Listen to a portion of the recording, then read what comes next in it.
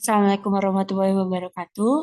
Oke, baik di sini saya Bella Nur Aziza dengan NIM 42123310122. Di sini saya akan coba mempresentasikan dari proyek PBL dengan judul Linear Servo Motor Training Kit. Nah, oke baik. Ini yang kami lakukan pada PBL kali ini. Di sini untuk konten-konten yang akan dibahas yaitu ada objektif, mechanical timeline-nya, terus detail system requirement atau specification-nya, lalu di sini ada detail design dan metodenya, lalu sistem design untuk bidang mekatronik ya. Lalu di sini bisa kita lihat bahwa linear servo motor grid untuk objektifnya atau tujuannya. Di sini sebelumnya untuk semester sebelumnya itu kami sudah membuat mekanikalnya. Jadi membuat alatnya dari awal, di mana kita harus membuat alatnya dulu, lalu menjadi fisik yang kokoh seperti itu. Lalu untuk di semester ini kami menambahkan untuk digerakkan secara otomatis pergerakan motor servonya secara otomatis dengan menambahkan PLC dan programnya pastinya, dan untuk juga kami menambahkan sensor untuk mendeteksi untuk pergerakannya lebih safety seperti itu.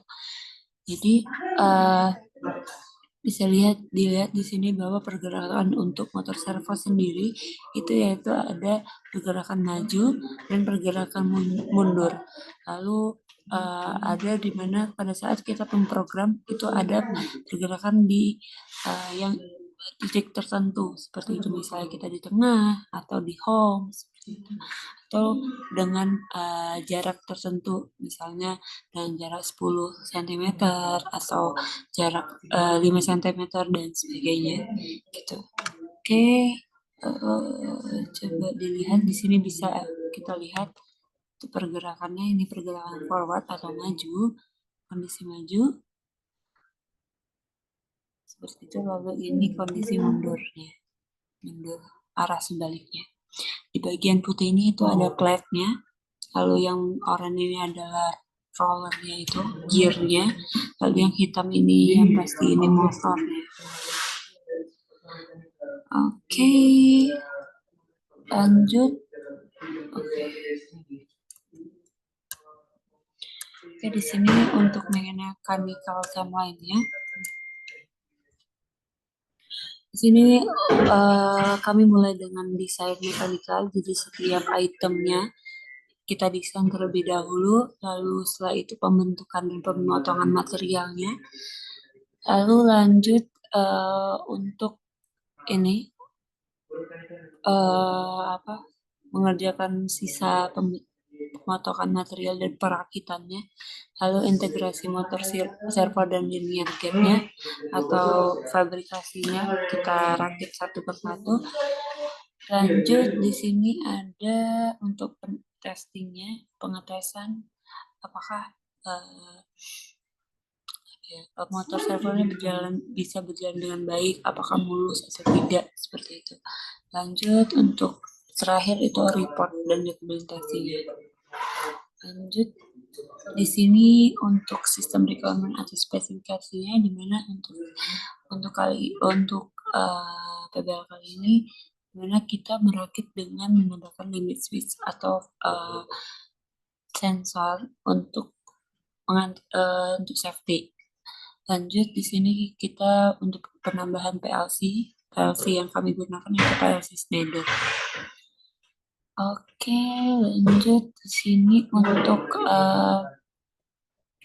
linear servonya, servo motor atau desain metodenya di sini sama seperti tadi. Itu desainnya seperti ini. Kondisi maju dan kondisi mundur, kondisi yang kita inginkan. Tapi kalau untuk semester ini kita harus menambahkan sensor atau menambahkan programnya juga, karena kita ingin pergerakan itu dilakukan secara otomatis by by program seperti itu. Jadi sebelumnya kan kami menggunakan secara manual gitu. Tapi untuk PBL kali ini mana kita harus menggerakkannya menggunakan auto atau ya menggunakan bahasa program seperti itu. Oke, baik, lanjut di sini untuk alat yang digunakan itu ada Schneider PLC. Nah, Schneider ini adalah jenis PLC yang kami gunakan untuk PBL kali ini. Jadi PLC ini berguna untuk menyimpan program dan juga untuk menjalankan motor secara otomatis. Nah, untuk ini juga apa sih yang dihasilkan? Apa sih gerakan yang dihasilkan untuk di sini yaitu gerakan maju, gerakan mundur, gitu. Lalu ada gerakan untuk di kondisi tertentu dan kondisi home seperti itu. Lalu di sini untuk linear servo motor training kit atau di proses flow-nya apa aja sih? Nah, di sini bisa dilihat bahwa kita start pertama, kita persiapan materialnya dulu. Jadi kayak materialnya itu ada motor servonya yang pasti, terus ada alat-alat yang kita gunakan, yaitu ada ini kayak besi-besi gitu sebelumnya yang sudah dirakit sebelumnya. Lalu untuk PLC-nya sendiri sebagai auto programnya, lalu juga kita ada driver di mana untuk menghubungkan motor dan PLC. Lanjut di situ kita juga nambahin tombol, ada tombol start, stop, emergency seperti itu. Lanjut di situ ada juga MCB. Jadi karena ini menggunakan AC, karena kita pakai PLC, lebih safety-nya kita menggunakan MCB. Lalu untuk forming dan cutting material di sini yang tadi sudah dijelaskan di timeline, di mana kita udah merakit rangkaiannya, saya merakit untuk fisik dari motor servonya sendiri. Lalu ini perankitannya. Lalu lanjut untuk coupling shaft motor servo itu bagian juga dari mekanikal. Lalu install motor servonya, integrasi motor servo. Lanjut di sini ada electrical wiring untuk ke PLC-nya. Jadi yang tadi sudah saya jelaskan bahwa kita ada penambahan, kita ada menggunakan driver untuk menghubungkan motor servo dan PLC.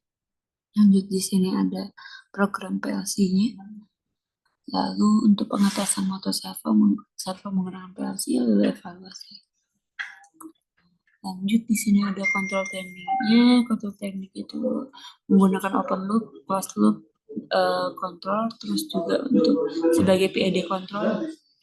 Lalu untuk sistem integrasinya, untuk kita integrate linear servo sebagai mechatronic system. Jadi gimana sih cara menggerakkan motor secara otomatis gitu.